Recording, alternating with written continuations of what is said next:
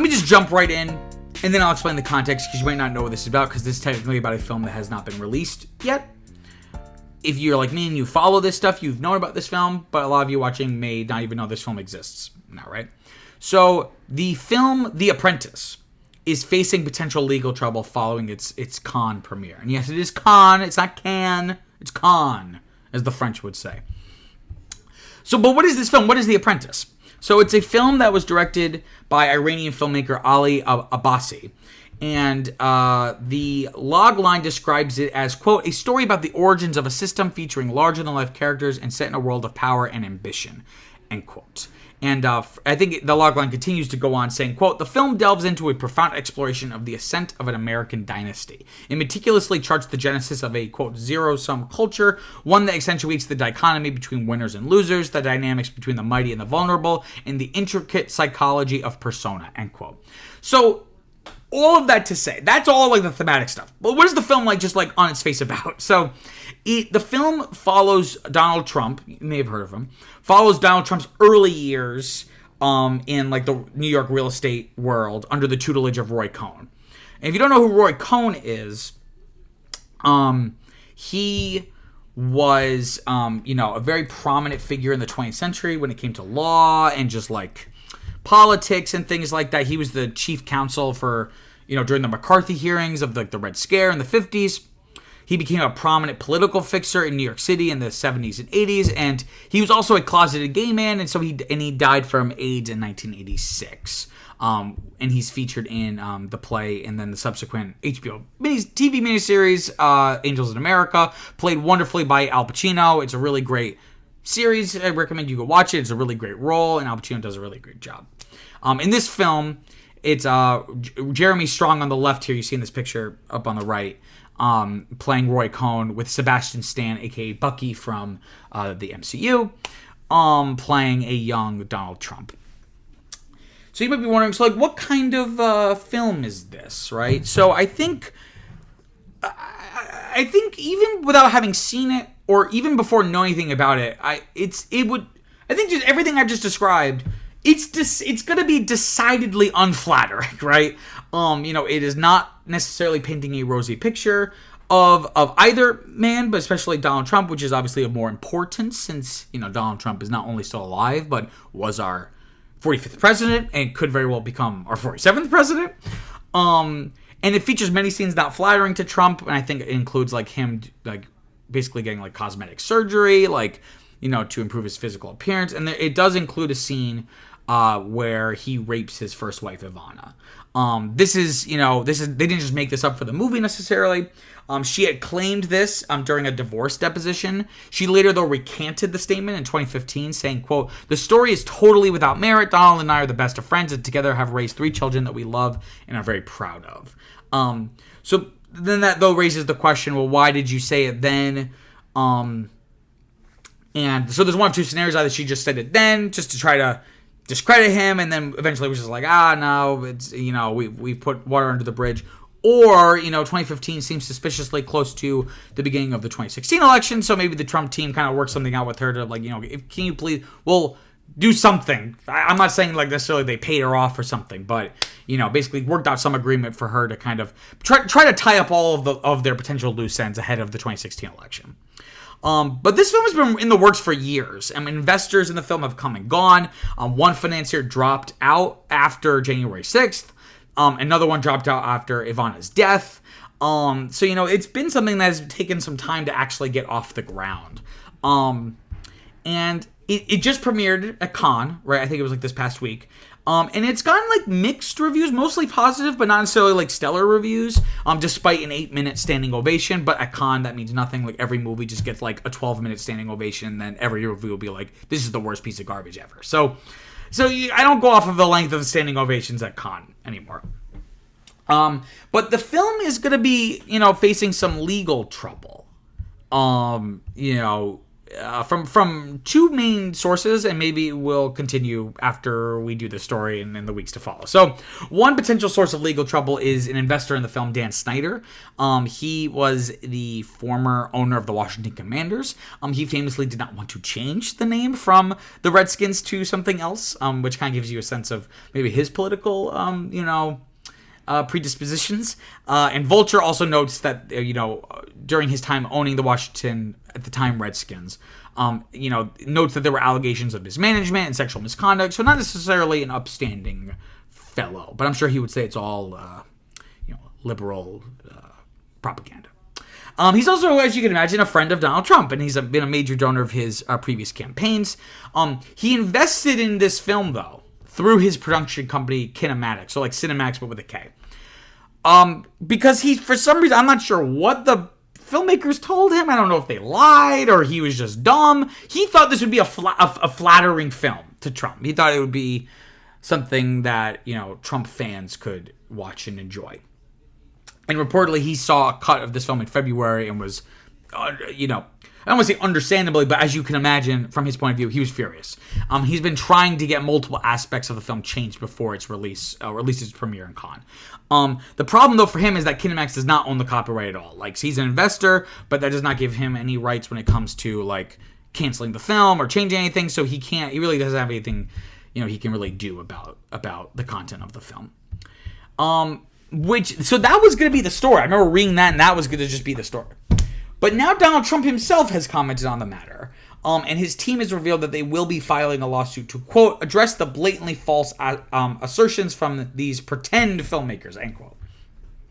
We have another quote here from Stephen Chung, who's the Trump campaign's chief spokesperson, saying, quote, this is like a S-tier level quote. This is like hilarious. So, this garbage is pure fiction, which sensationalizes lies that have been long debunked. As with the illegal Biden trials, this is election interference by Hollywood elites who know that President Trump will retake the White House and beat their candidate of choice because nothing they have done has worked, end quote. He also goes on saying, quote, this film, in quotes, is pure malicious defamation, should not see the light of day, and this is my favorite part, and doesn't even deserve a place in the straight-to-DVD section of a bargain bin at a soon-to-be-closed discount movie store. It belongs in a dumpster fire, end quote.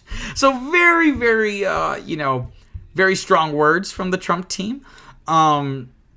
Deadline notes, though, that, this is definitely part of Trump's not only Trump's playbook, but, the idea of, like, basically suing any detractor is right out of Cohen's playbook. Again, and that's like the whole point of the movie is that Trump was basically this, because it's called The Apprentice, which of course was the name of Trump's, like, famous reality show on, I think it was NBC. This has nothing to do with that show, and it very much is looking at Trump as if he is like the apprentice of Cohen, that Trump is basically carries the mantle or carries the torch of, like, Cohen's outlook on politics and power, right?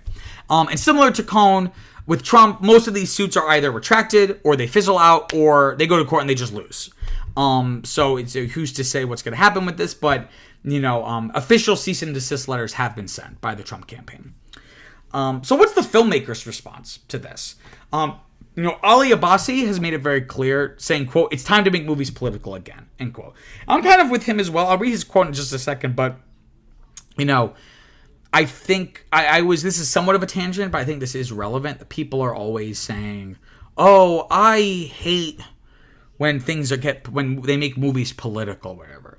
Usually the people who say that, and you're probably either watching this live or you're going to be watching this later, and I'm going to get comments about this, which all of them fine for me because I like the engagement, so that's fine for me. But, it's mostly people saying that are mostly going to be people who have not necessarily experienced much prejudice in their life. So to them, people like them is just the default. And they've never had to wrestle with being othered. So when they see something that does not feature people like them, they now feel othered and go, well, now it's got political. When people say they're not political, what they really mean is that their politics is the status quo. There's no such thing as being apolitical. Because nothing is default when it comes to at least transient human political machinations, right? Laws of gravity are eternal, but not politics, right? So I'm very much in agreement with him that it's like you should make films. Every movie is political. It just might not seem political to you because you just take the things in it for granted, right?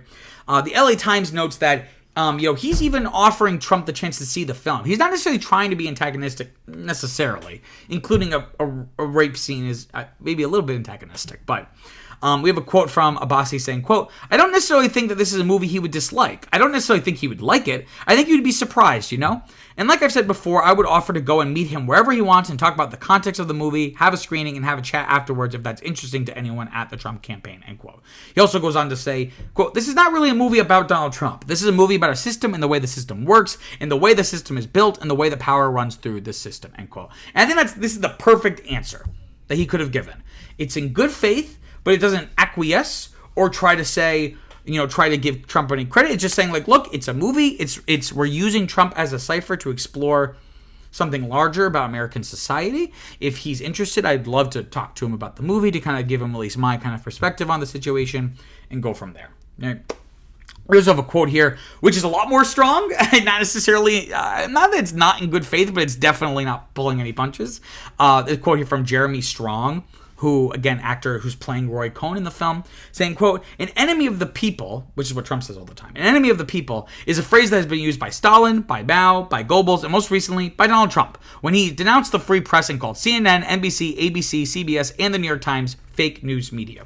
We're living in a world where truth is under assault, and in America, that assault on truth in many ways began during Donald Trump's apprenticeship under Roy Cohn. Cohn was called an assault specialist by the National Law Journal, and at this perilous moment in history, we are experiencing Roy Cohn's long, dark shadow. His legacy of lies, of outright denialism, of manipulation, of flagrant disregard for the truth has reached a terrible culmination," end quote.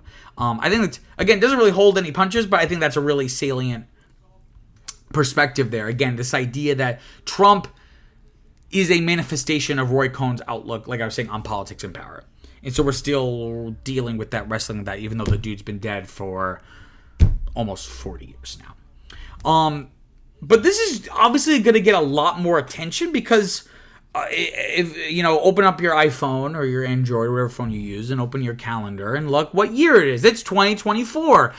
Quite possibly the most important election, which is what they say for every election. But elections are important. You should all go vote. I don't care if you vote third party or 12th party, go vote. But this is obviously going to be crucial heading into the election season. They are looking for a U.S. distributor for the film, something that could kind of create some obstacles to get it distributed across the country. Your Variety notes that Kinematics, they don't have the copyright to the film. They can't decide what's in the film, but they do, supposedly part of the deal, they do have some leverage or power in the sales negotiations, which could delay the release, right? And this film, if it's released and released wide, and a lot of people go to see it, it could hurt Trump's image with women. And it's hard because Trump always defies our expectations, both what he does and then also what the effect of what he does is going to be. I remember the prevailing consensus after the Access Hollywood tape right before the 2016 election was that it's all over for Trump, and he won pretty handily, at least in electoral college terms, right? Obviously not the popular vote. So it's been a very surprising set of basically a decade at this point, almost, of what Trump can do and have people still support him, right? And one of those groups is like the quote unquote women for Trump. I think that has been hurt with all of these cases regarding Trump's, at best, kind of sleazy relationship with women, and then as far as like the E. Jean Carroll case of him being found guilty of essentially rape of E. Jean Carroll, and then having to pay her money because he was like slandering her, saying she was like lying and stuff. But there still are women. But I think as more and more things come out, if these women for Trump see this film, whether it happened or didn't happen, and I would like to, I think that this assault with Ivana Trump probably happened or something like it. Because again, why would she say it under oath, only to recant it later, not under oath, right before he goes into an election? That just seems very convenient timing. But regardless of the historicity of this event, I can't imagine a woman watching this scene. And if even if just a part of her believes that this may have happened, any woman still supporting him may struggle to stomach that violence that up to this point is a talking point and not something that's visual and visceral, that they're actually seeing happen before their eyes, even if it's on a screen. So this could be very, very important for the election upcoming now. Not that long from now, about 6 months from now. Or it could mean absolutely nothing. Who, again, the Trump era, who knows?